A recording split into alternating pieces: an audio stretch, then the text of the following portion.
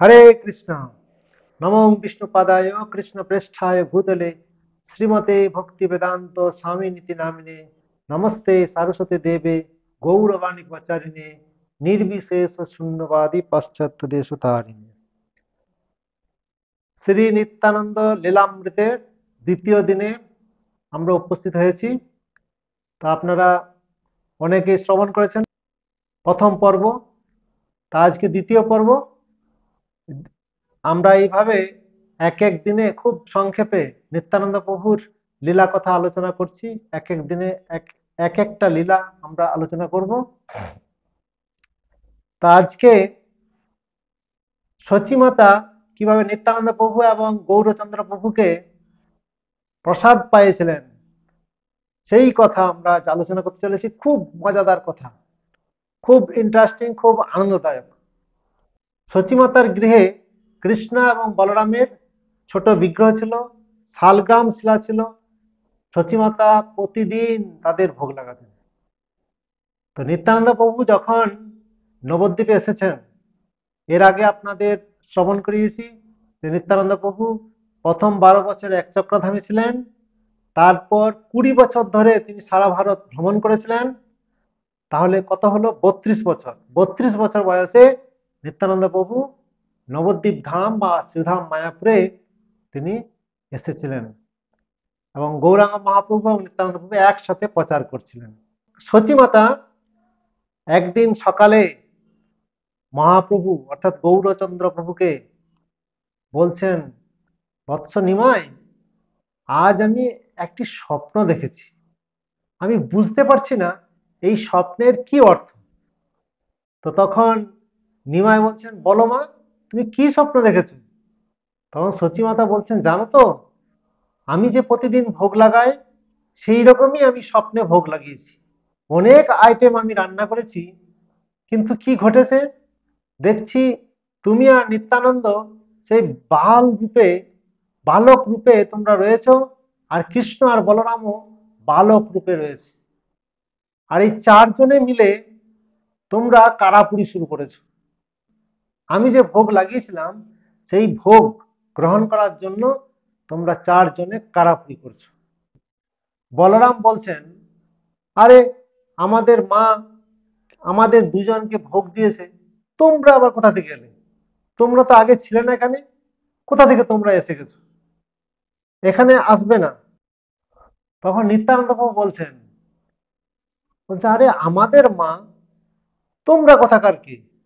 তোমরা কেন ভোগ খাবে?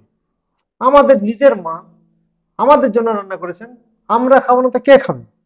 তো এইভাবে নিত্যানন্দ প্রভু বলছেন, নিত্যানন্দ বলয়ে সে কাল গেল বয়ে, যে কালে খাইলে দধি নবনী লুটিয়ে।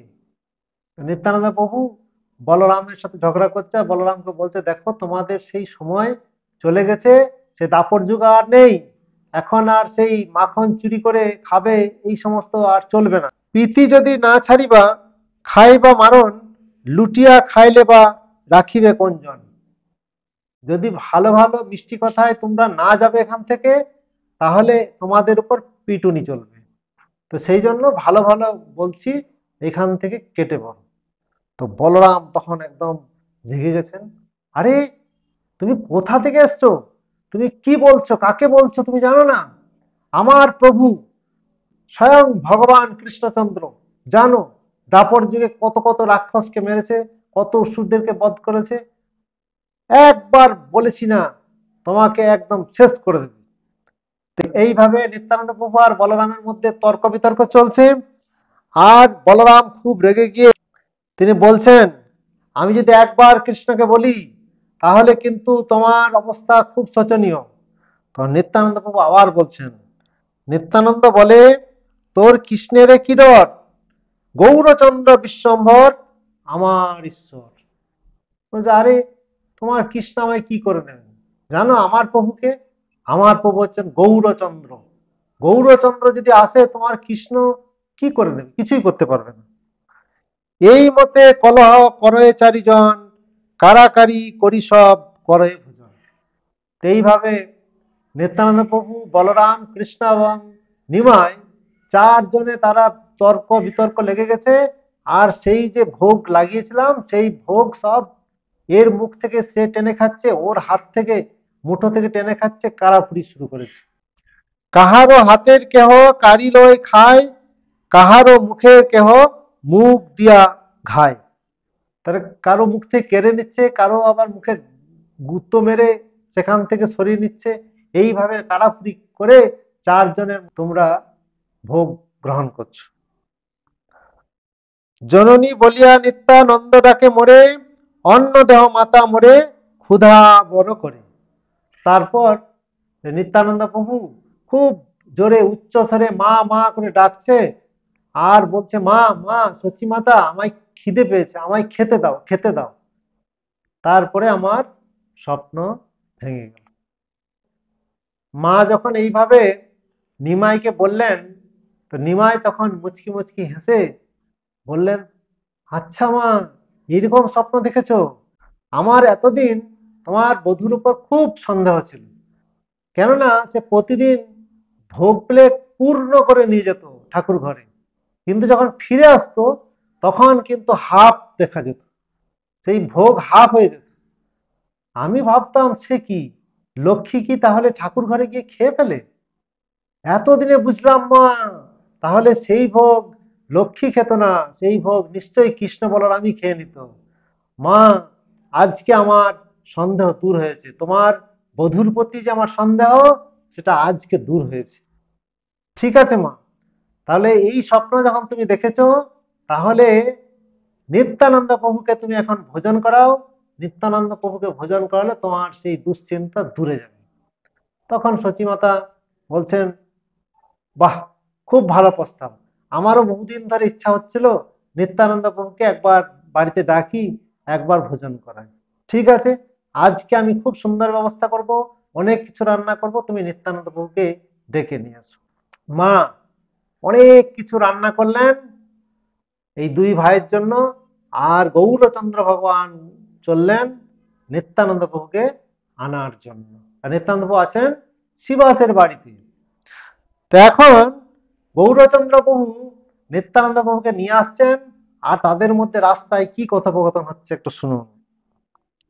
নিমাই অর্থাৎ গৌরচন্দ্র প্রভু তিনি নিত্যানন্দ প্রভু বলছেন, দেখো নিত্যানন্দ, আজ মা তোমাকে ভোজন করাতে ডেকেছেন, তুমি আজ যাবে আমাদের বাড়িতে, কিন্তু খুব সাবধান, তোমার তো কখন পোশাক খুলে পড়ে যায় তুমি তো বুঝতেই পারো না। কিন্তু আমার বাড়িতে ইয়ং বধূ আছে, রূপসী বধূ লক্ষ্মী দেবী, আর আমার মা রয়েছে, সেখানে ঈশান রয়েছে, তুমি কিন্তু খুব সাবধানে থাকবে, একদম চঞ্চলতা করবে না। তো নিত্যানন্দ প্রভু তখন বলছে, আরে আমি কেন চঞ্চলতা করব, তুমি চঞ্চলতা করো, সেই জন্য তুমি সবাইকে ভাবো চঞ্চল। তো এইভাবে কথোপকথন চলছে। গৌরচন্দ্র প্রভু বলছেন, আমার বাড়িতে আজি গোসাইয়ের ভিক্ষা, চঞ্চলা না করিবা করা আইল শিক্ষা।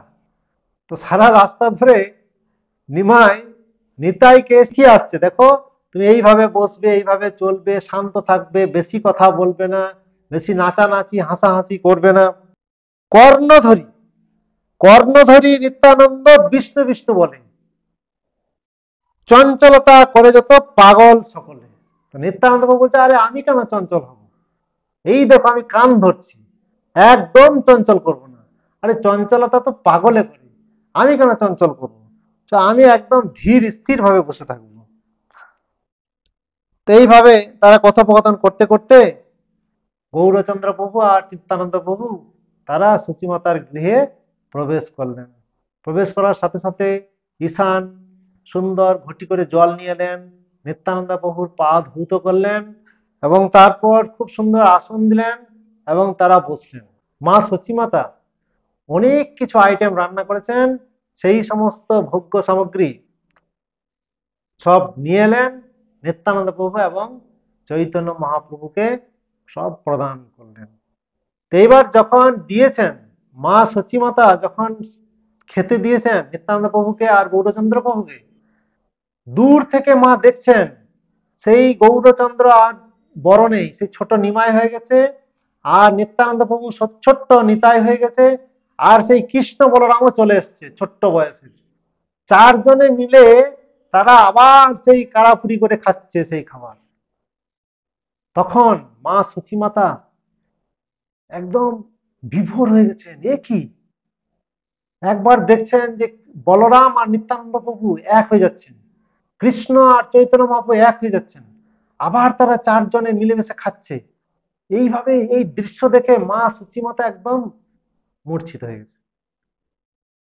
তারপর সচিমাতা যখন জ্ঞান ফিরে, অনেকক্ষণ পর যখন জ্ঞান ফিরে, তখন নিমাই বলছেন, মা তুমি অজ্ঞান হয়ে গেছিলে কেন? তুমি কি হয়েছিল, তুমি কি দেখলে? তখন সচিমাতা বলছেন, বাহ্য পায় আয়, আথে ব্যথে কেস বাঁধে, না বলয়ে কিছু আয়, গৃহ মধ্যে কাঁধে। তো সচিমাতা সেই নিমাই যে প্রশ্ন করছে, কি দেখলে মা, তুমি কেন এরকম মূর্ছিত হয়ে গেলে? সচিমাতা কোনো উত্তর দিচ্ছেন না। বাহ্য পায় আয়, আয় মানে মা, বাহ্য পায় আয়, আথে ব্যথে কেস বাঁধে। মেয়েরা যখন ঘুম থেকে ওঠে, এই চুল দেখে, চুল বাঁধে, তো সেরকম তাড়াতাড়ি উঠে মা চুল বাঁধতে শুরু করেছেন। না বলে কিছু আয়, গৃহ মধ্যে কাঁদে। নিমাইকে কিচ্ছু বলছেন না, কাউকে কিচ্ছু বলছেন না। সে যে আনন্দে, তিনি আজ বুঝতে পেরেছেন যে আমার এই যে গৌরচন্দ্র, সে অন্য কেউ না, সে হচ্ছেন স্বয়ং ভগবান কৃষ্ণচন্দ্র। আর এই যে নিতাই বা নিত্যানন্দ, সে অন্য কেউ না, তিনি হচ্ছেন স্বয়ং বলরাম। এইভাবে সচিমাতা সব কিছু জানতে পেরে আর কাউকে কিছু না বলে আনন্দের অশ্রু তার চোখ দিয়ে ঝরে পড়ছে। আর তিনি ভাবছেন, আমি কত সৌভাগ্যবান, কত সৌভাগ্যবান, আমার ঘরে আজ দুই ভগবান এসে উপস্থিত হয়েছে। হরে কৃষ্ণ। তো এইভাবে অনেক নিত্যানন্দ প্রভুর অনেক মজার মজার লীলা কথা রয়েছে। আমরা ধীরে ধীরে সব লীলা কথা আমরা বর্ণনা করব পরবর্তী পর্যায়গুলিতে। তো দয়া করে আপনারা সবগুলি দেখবেন, খুব আনন্দ পাবেন। আর যদি এগুলো শুনে আপনাদের খুব আনন্দ লাগছে, তাহলে আপনারাও আপনাদের আত্মীয় স্বজন, বন্ধু বান্ধবীদের এটা শেয়ার করুন, তাদেরকেও আনন্দ প্রদান করুন। আর একটি অনুরোধ, যদি আপনারা এই চ্যানেলটি সাবস্ক্রাইব না করেছেন, তাহলে দয়া করে করে ফেলবেন, তাহলে খুব তাড়াতাড়ি পরবর্তী পর্বগুলি আপনাদের ইউটিউবে উপস্থিত হয়ে যাবে। হরে কৃষ্ণ। শ্রবণ করার জন্য অসংখ্য ধন্যবাদ। সকলে ভালো থাকবেন।